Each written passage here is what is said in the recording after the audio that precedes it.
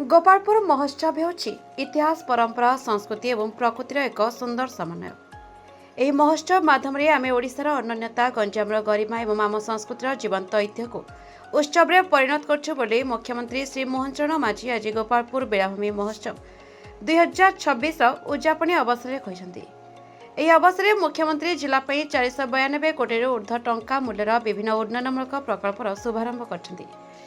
ଏଥିରେ 50 କୋଟିରୁ ଉର୍ଦ୍ଧ୍ୱ ଟଙ୍କା ମୂଲ୍ୟର 15ଟି ପ୍ରକଳ୍ପର ଉଦ୍ଘାଟନ ଏବଂ 442 କୋଟି ଟଙ୍କା ମୂଲ୍ୟର 64ଟି ପ୍ରକଳ୍ପର ଭିତ୍ତିପ୍ରସ୍ତର ସ୍ଥାପନ କରାଯାଇଛି। ଏସବୁ ପ୍ରକଳ୍ପଗୁଡ଼ିକ ମଧ୍ୟରେ ସ୍ୱାସ୍ଥ୍ୟ, ଭିତ୍ତିଭୂମି, ହଷ୍ଟେଲ ସୁବିଧା, ସଡ଼କ ନିର୍ମାଣ ଭଳି ଅନେକ ଗୁରୁତ୍ୱପୂର୍ଣ୍ଣ ପ୍ରକଳ୍ପ ରହିଛି। ଏହି ପ୍ରକଳ୍ପ ମଧ୍ୟରେ 32 କୋଟି ଟଙ୍କା ବିନିଯୋଗରେ ଗୋପାଳପୁର ବେଳାଭୂମିର ଉନ୍ନତିକରଣ ଏବଂ ସୌନ୍ଦର୍ଯ୍ୟକରଣ କାର୍ଯ୍ୟ ମଧ୍ୟ ରହିଛି। ଏଥିସହିତ ଓଡ଼ିଆ ସାହିତ୍ୟ ଏବଂ ସଂସ୍କୃତି ପ୍ରତି କବି ସମ୍ରାଟଙ୍କ ବହୁମୂଲ୍ୟ ଅବଦାନ ପ୍ରତି ସମ୍ମାନ ଜଣାଇ ମୁଖ୍ୟମନ୍ତ୍ରୀ ବ୍ରହ୍ମପୁର ବିଶ୍ୱବିଦ୍ୟାଳୟରେ ସମ୍ମାନଜନକ ଉପେନ୍ଦ୍ର ଭଞ୍ଜ ଚେୟାର ପୁନଃ ସ୍ଥାପନ କରିବା ପାଇଁ ବିଭାଗକୁ ନିର୍ଦ୍ଦେଶ ଦେଇଛନ୍ତି। ବହୁ ପୂର୍ବରୁ ଏହି ଚେୟାର ପ୍ରତିଷ୍ଠିତ ହୋଇଥିଲେ ମଧ୍ୟ ଏହା ଦୀର୍ଘ ବର୍ଷ ଧରି ଅଚଳ ଥିଲା। ଉପେନ୍ଦ୍ର ଭଞ୍ଜଙ୍କ ଜୟନ୍ତୀକୁ ଚଳିତ ବର୍ଷଠାରୁ ରାଜ୍ୟ ଉତ୍ସବ ଭାବରେ ପାଳନ କରାଯିବା ପାଇଁ ଘୋଷଣା କରିଛନ୍ତି। ଆସନ୍ତା ମେ 16 ତାରିଖରୁ କବି ସମ୍ରାଟଙ୍କ ଜୟନ୍ତୀ 7 ଦିନ ବ୍ୟାପୀ ଉତ୍ସବ ଆକାରରେ ପାଳନ କରାଯିବ ବୋଲି ମୁଖ୍ୟମନ୍ତ୍ରୀ କହିଛନ୍ତି।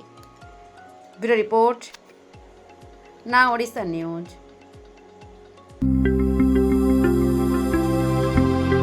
लेटेस्ट न्यूज अपडेट पाई www.naodisha.com को लॉगिन करंतु।